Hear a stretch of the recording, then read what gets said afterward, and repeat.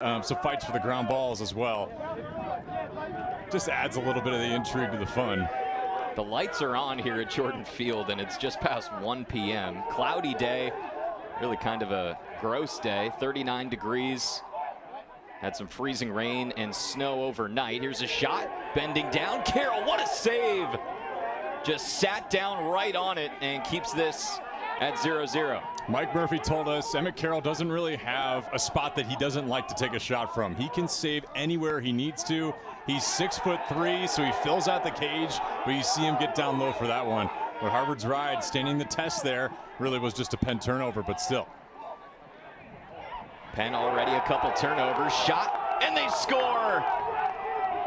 Teddy Malone breaks the scoreless tie. Harvard's on the board.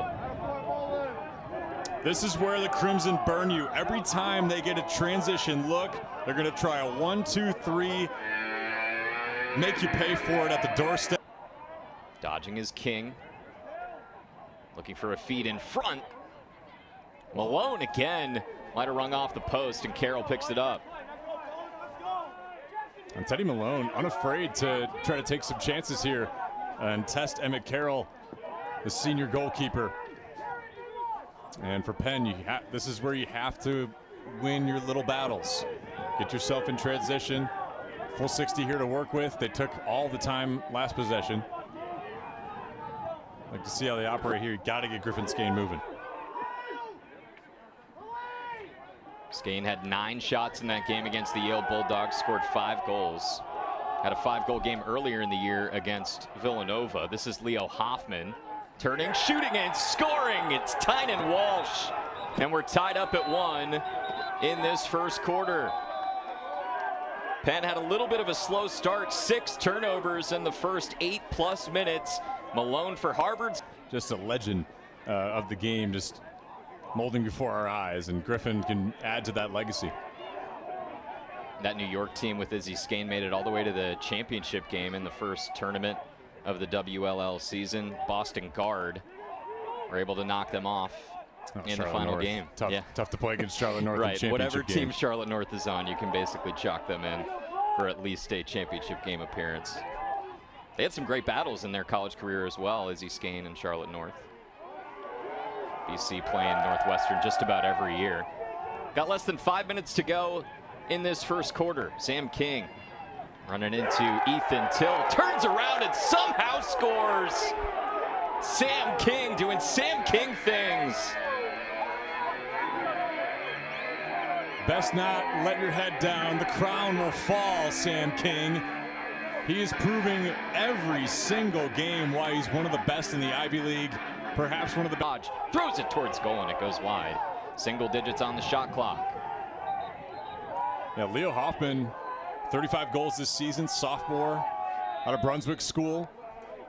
He can hurt you in a multitude of ways. That time he had a little forearm shiver there from the Harvard defense, and Penn runs out of time on this possession. Second shot clock violation of the first quarter for the Penn Quakers, and the turnover count is now 8-1. It's going to be hard to wear down this Harvard defense, especially at close. I mean, their LSMs are going to do some work because they're a little short-handed. However, you're getting in this position here, if you're the close defensive Harvard, you can just play all day. Perry all the way in, and he scores. A Superman dive to boot, and Harvard is up 2.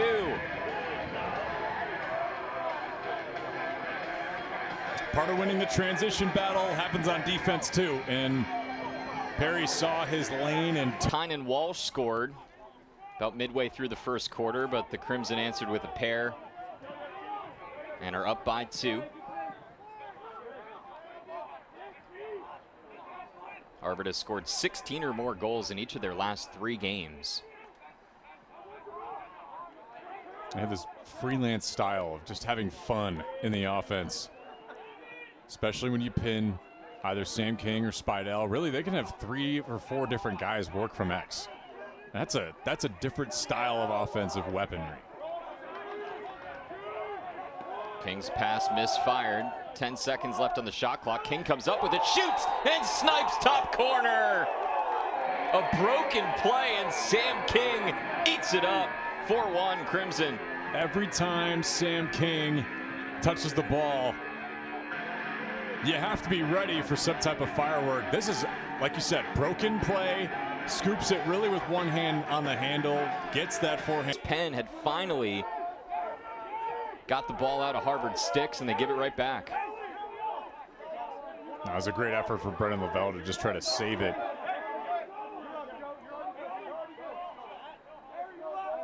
And Neil Hutchison barking orders to his team just to settle for a bit. We got the reset.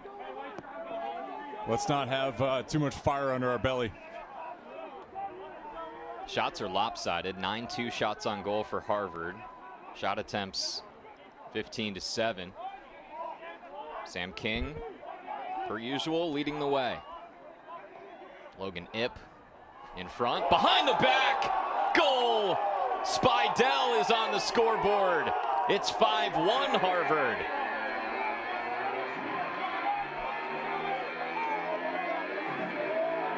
Ivy League Offensive Player of the Week, Spidell. That's not easy. That's him. A welcome sign for Penn, no doubt. Yeah, it looked like Carroll did beat it out. A cheer erupted from the Penn sideline as they search for answers, facing their largest deficit of the game. The only goal has come from Tynan Walsh, the senior from San Diego. Yeah, they got to settle here. I think Penn's culpability here to sometimes try for what looks like the next shot. They should wait for the best shot. We saw it earlier. They had a couple shot clock violations because they were spinning it a few times, just trying to get the best look. I think you got to stay steadfast in that because you got to keep pace with Harvard, or else they're gonna put the foot on the gas. Provost in front. He scores another bounce shot, and he makes the score 5-2. Davis Provost's 14th goal this season. Nicely done to work off the defense here. Take what they're giving you. Move ahead. He actually beats Martin Nelson. Little race this year. King a bit ahead of him in points. Now up to 55 to Spidell's 43. And King really does it all. Defensively as well. 11 caused turnovers by an attackman. He's a big part of Harvard's ride and just getting them those extra possessions that makes such a difference. Yeah, it's a huge credit to the way that Jerry Byrne and Nick Grill have constructed this ride. Everybody has gotten involved because they understand more possessions could mean more goals. It's paid off. Spidell again! Slipped past one defender, had enough space to let it rip. He's got his second of the day. It's 6-2. This was perfect offense from Harvard, meeting the moment. You know you've got a gamer inside, and Spidell, it doesn't take much for him. He's got a really quick release For Harvard. Another great effort from King. And it's going to come back to him if Harvard can try the ride here, but Penn gets away from it unscathed.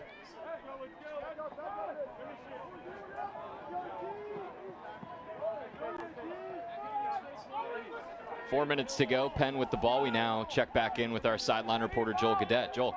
David, no Davis Provost on this possession for Penn. He came off pretty significantly favoring his right ankle after the last possession. And they're fine without him, but he is the only guy on the bench right now being attended to by the athletic trainer. Chris Patterson scores, wrapping around the near post, and has the first goal since Provost's for the Quakers at 6-3. Well done by Patterson. Not a typical. I double checked it after I said it. That's sure a Notre Dame education. Right. Couple Indiana boys here to some extent. As Penn comes out of the timeout, Leo Hoffman swings it around. Good passing here. Mulligan tries a swim move to cut back to his left. We drop under a minute to go. 1 minute remaining in the half. In this second quarter. Wrapping around goal, Patterson. He has one of Penn's 3 tallies. This is Walsh in close. Walsh Had it pushed out of his stick, but Patterson, no look pass, they score! What a feed in front, Casey Mulligan gets a big one for the Quakers. They're down by just 2. Some of the best feeders inside can do it without even looking. And Patterson, you know, I was tempted to say Pat Mahomes or what Lamar's been doing lately. I'm going to give him the old Rob Pennell nod because this is something that Rob Pennell does all the time. Do you think anybody drinks the juice, by the way, David? Or is it just sitting there? I would be. Yeah, I would be too. Why not? You're going to catch a cold out here. You need your vitamin C. Loose in front. Vidaro comes away with it for the Quakers, and they stand tall on their first defensive possession. That's big again for momentum for the Quakers here. Till able to dish it behind goal. Turning around in front, and it's picked up cleanly by Pacheco. Big check laid on Lucchese. Rip of a shot, and Malone scores! He's scored the first goal of the first quarter, first goal of the third, and Harvard is back up by 3. Well placed, well timed. Teddy Malone got the scoring started for the day. Gets the scoring started in the second half as well. That's his spot as well. He has a hammer outside if he wants to use it. And Teddy Malone, deservedly so. There. Leaps and bounds ahead of most in the country. They got a big one today at Syracuse, who Harvard beat. Turnaround shot from Spidell just off the mark. He throws his head back. Disappointed he missed that one, but a good look. Now, we talked about the RPI as well. I mean, being Syracuse is now 4th in the country looks great for Harvard down the road. And if Cuse beats Cornell, looks even better. Spidell gets another chance at it, and same result, that one low and wide. Yeah, Jerry Byrne likes to pin 1 to 2 guys in between just to make Penn think about it with Ethan Till there, 45. Botkus back up to the top. Spidell, 3rd time's the charm, and Harvard is back up by 4. Spidell has his 3rd of the game. That's the beauty of having a prolific goal scorer like Spidell right in the center, the focal point of this defense, because Ethan Till has to respect Gaffney on the outside. Once again, Brendan Lavelle's been all over the place on the defensive end for the Quakers. Just a pest. And he also commands that the Till brothers, Matthew and Ethan, both have a presence down low. And you've got your LSM out there as well. That's Tyler Kuehl. Ethan Till is a senior, just like Lavelle. His younger brother Matt is a sophomore, raw and athletic, according to head coach Mike Murphy. And Spidell's got another. He was wide open on the side of the near post, and he's got 2 straight. Harvard has stretched to their largest lead of the game at 5. Spidell with 2 more here in the 3rd quarter. He's got 4 on the day on 11 shots. Harvard 9, Penn 4. We'll be back with the close of the 3rd quarter after this. Kidding me? Somebody on the sideline was shouting to Owen Guest to get on your horse. And just like the score, he said 10-4. I'm going to go ahead and bang this one home. Wow.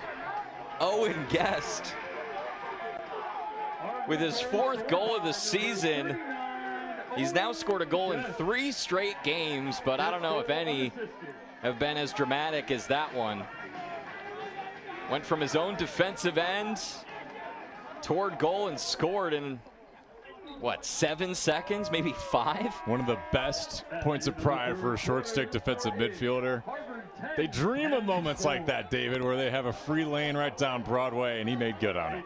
Well, Harvard's got to feel good heading into the 4th quarter. They're in the top 10 for the first time this season. They've got 10 goals and a 6-goal lead on the Penn Quakers as we make the turn for home on ESPN. Just 1 save in the first half for Stevens. He's got 5 and counting here in the second half, including 2 in quick succession on the last Penn possession. No scoring here in this fourth quarter,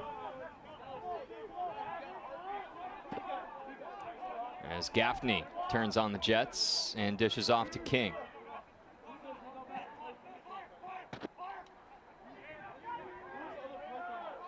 Joey, we've said it with how versatile Sam King is, but he plays all over the map. Right now he has it at X. You've seen him at the top, on either wing, as a shoot, and goal comes from Arndt. Close range, able to sneak it past Carroll. And Harvard has their largest lead of the day. Right place, right time. This is a really nifty move on offense here from Arndt. Take another look. He is giving himself space. You see him move. They're just healthy because they're doing most of the run. Gotta have it. Baracco, sort of the senior leader at that face-off spot for the Harvard Crimson, as Penn is spinning it right now and the shot goes wide from Rubin. Baracco learned under Andrew DiGennaro, who took a majority of the faceoffs last year. Head coach Jerry Byrne cracked a joke with us, said, yeah, as you can see, I only recruit Italian faceoff men. As a running shot is in from Ben Smith, and Penn gets one back. Each team with a goal here in the fourth. 11-5 your score. Yeah, Ben Smith needed to get going. The senior from Lutherville, Maryland, former boys Latin star. Former Under Armour All-American. He's had a great career at Penn. Would love to add another tally on top of this one, but this is great. I mean, if you're the Quakers, keep eating into the lead. I mean, you got